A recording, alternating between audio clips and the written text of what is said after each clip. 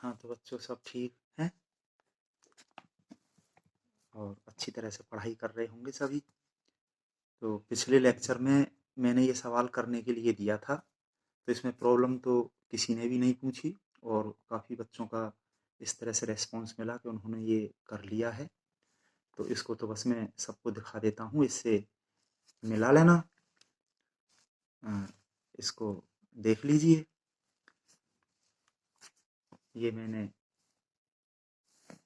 यहाँ तक समझा दिया था और फिर करने के लिए दिया था, और यहाँ से आगे भी ये कर लिया है। इसमें इससे मिला लीजिए। पिछले सवाल की तरह से ही ये पूरा करते हुए, वेरिएशन ऑफ पैरामीटर का मेथड लगाते हुए इसका ये आंसर आ गया। तो इस लेक्चर में हम वेरिएशन ऑफ पैरामीटर मेथड का ही एक सवाल और करके दिखाएंगे उसी तरह से, और एक सवाल करने के लिए देंगे। ये है using variation of parameter method solve the differential equation x square dy by dx square plus x dy by dx minus y equal to x square ex। तो क्योंकि सेकंड ऑर्डर डेरिवेटिव का कोफिशिएंट एक्स स्क्वायर है, तो हम इस equation को x square से divide कर देते हैं, तो हमें ये इक्वेशन मिल गया। यहाँ ये D Y by D X का कोफिशिएंट ये 1/x हो गया एक्स स्क्वायर से डिवाइड करने पर। यहाँ पे 1/x स्क्वायर हो गया और यहाँ पे एक्स स्क्वायर कैंसिल होकर के इस पे हमने इक्वेशन नंबर 1 डाल दिया है। हमारा स्टैंडर्ड फॉर्म है। इसको वेरिएशन ऑफ पैरामीटर से करने के लिए पहले हम इसके सी एफ को निकालने के लिए एक इक्वेशन लेते हैं राइट हैंड साइड में 0 करते हुए, और अब हमें किसी भी तरह से इस इक्वेशन को सॉल्व करना है। हम देखते हैं कि it has variable coefficients here p is 1/x and q is -1/x square. तो इसमें भी p plus Q X equal to 0 हो रहा है। p है 1/x, q में x का मल्टीप्लाई किया तो ये एक x कैंसिल होके इतना हो गया, ये 1 plus 1/x minus 1/x cancel होके 0 हो गया। So u equal to x is a part of CF। CF का अदर पार्ट हम v ले लेते हैं और इसके लिए फॉर्मूला यूज कर लेते हैं v की value in terms of u and p। इसमें u की वैल्यू x और p की वैल्यू 1/x रखते हुए कैलकुलेशन इसी में कर लें, या फिर इसमें इंटीग्रेशन p dx पहले निकाल लेते हैं। p की वैल्यू 1/x यहाँ पे रख करके इंटीग्रेशन dx/x log x हो गया, और ये e raise to the power minus P D X हमने देख लिया। e raise to the power minus integration P D X की वैल्यू log x यहाँ से रख दी, और ये लॉग प्रॉपर्टी से -1 इसकी पावर में आ गया। लॉग और एंटी लॉग कैंसिल होके x की पावर -1 हो गई, और इस वैल्यू को यहाँ पे और u की वैल्यू x यहाँ पे रखने पर ये हमें v मिल रहा है। u की जगह x रख दिया, यहाँ 1/x स्क्वायर हो गया, और e raise to the power इतना हमने x की पावर -1 जो निकाला है ये यहाँ पर रख दिया, और इस पूरे का x रेस्पेक्ट इंटीग्रेशन करना है। ये x की पावर -1 अपॉन में आ गई, तो यहाँ पे ये एक्स क्यूब हो गया। इंटीग्रेशन में हम देखते हैं कि x की पावर -3 है ऊपर से देखें तो इंटीग्रेशन में एक पावर इसमें बढ़ गई, x की पावर -2 हो गई जो कि अपॉन में एक्स स्क्वायर है, और ये अपॉन में -2 आ गया।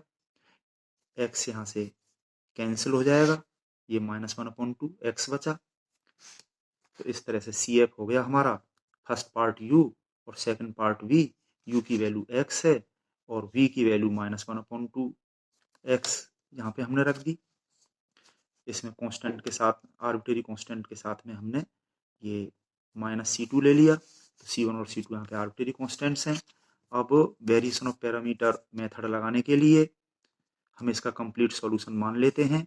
आर्बिट्रेरी कांस्टेंट C1 की जगह पे तो पैरामीटर A ले लेंगे, और C2 अपॉन -2 ये पूरा आर्बिट्रेरी कांस्टेंट बन जाएगा। इसकी जगह पे पैरामीटर b ले लेंगे तो इसका कंप्लीट सॉल्यूशन हम मानेंगे गिवन इक्वेशन का complete solution y equal to ax plus b into 1/x। Given equation यानी कि इक्वेशन 1 का complete solution y equal to ax plus b into 1/x ये हमने मान लिया है। Where a and b are parameters. Now for variation of parameters we form following two equations. ये हम डायरेक्ट लिखते हैं मेथड के अकॉर्डिंग, जिनको डायरेक्ट लिखने का तरीका a को differentiate with respect to x करके लिखा, ये x as it, plus b को डिफरेंशिएट करके लिखा, ये 1/x एज इट। और अगले इक्वेशन में x का डिफरेंशिएशन 1 और 1/x का x के रेस्पेक्ट -1/x² हो गया। और इक्वल टू यहाँ पे जो इक्वेशन 1 और 2 में लिखे हुए हैं 0, इक्वेशन 4 में तो हमेशा 0 होता है, और इक्वेशन 5 में इधर r जो इक्वेशन 1 में है वो देख के लिख दिया। अब ये हमारे पास में दो इक्वेशन है और इसमें दो अननोन d/dx और dv/dx की वैल्यू हमें साइमल्टेनियसली सॉल्व करके निकालनी है।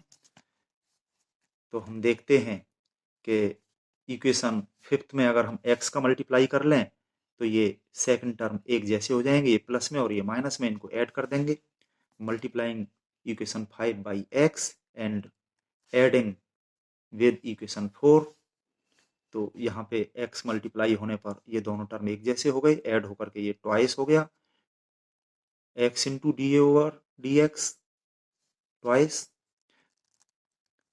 हो गया। और ये तो कैंसिल ही हो गए, x का मल्टीप्लाई इसमें करने पर एक जैसे हो गए, ये प्लस ये माइनस कैंसिल होकर के, और इधर बचा ये x का मल्टीप्लाई इसमें किया है, इसको ध्यान से लिखें, x इंटू EX प्लस 0 ये वाला इसमें ऐड कर दिया है। अब हमें d/dx की वैल्यू निकालने के लिए इसका जो कोफिशिएंट है 2x इससे डिवाइड करना होगा। 2x से इसमें डिवाइड कर दिया तो x तो कैंसिल हो गया, 2 आ गया अपॉन में। इस वैल्यू को हम रख दें इक्वेशन 4 में, जिसमें कि इधर 0 होता है, ये छोटा इक्वेशन है तो इसी में रखना चाहिए। ये d/dx की वैल्यू हाफ EX हमने यहाँ पे रख दी, half EX into x plus dv/dx into 1/x equal to 0। इसमें हम इस टर्म को माइनस करके इधर ले जाएं, minus half EX into x और x का मल्टीप्लाई कर दें dv/dx की वैल्यू बनाने के लिए। x का इस पूरे में मल्टीप्लाई हो गया, एक x और आ गया यहाँ पर, तो इस तरह से ये dv/dx हो गया minus half EX into x²। अब d/dx और dv/dx इन दोनों को x के रेस्पेक्ट इंटीग्रेट कर देंगे तो हमें a और b की वैल्यू मिल जाएंगी। Integrating 6 and 7 with respect to x we get a equal to half constant EX का integration EX plus C1 arbitrary constant and b equal to minus half integration x² EX, इसको by parts यानी कि x² को first और EX को second लेके करेंगे, plus arbitrary constant C2। अब इसको चाहें तो हम पुराने तरीके से कर लें या फिर नया तरीका जो तुम्हें क्लास में बताया है कई बार उससे कर लें।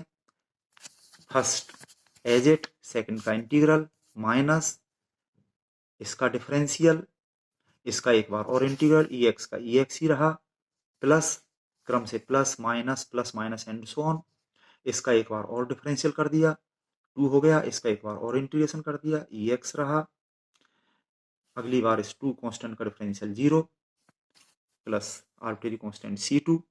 अब इस में पूरे में EX कॉमन आ रहा है, इसे हमने ब्रैकेट से बाहर इधर निकाल लिया और ब्रैकेट के अंदर बचा x² माइनस 2x प्लस 2।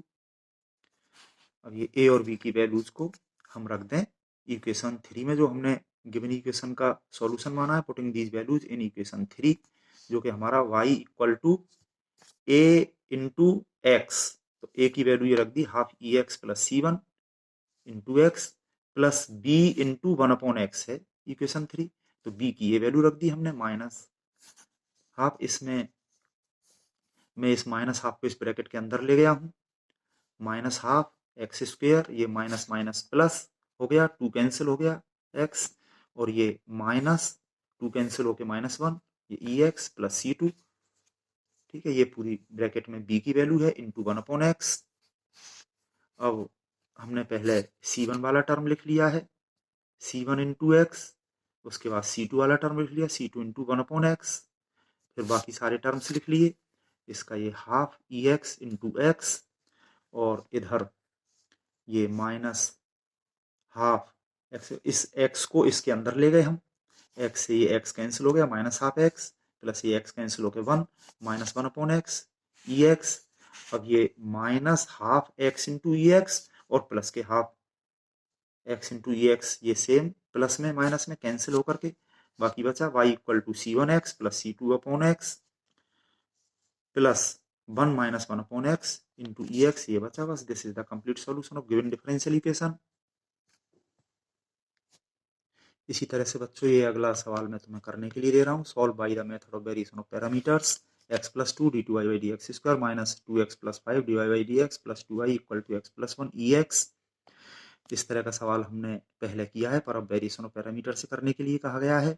इस सवाल को तुम्हें अपने आप करना है, और प्रॉब्लम आए तो मुझसे ग्रुप में पूछनी है, बताना है, और अगर हो जाए तो उसका रेस्पॉन्स देना है कि हो गया।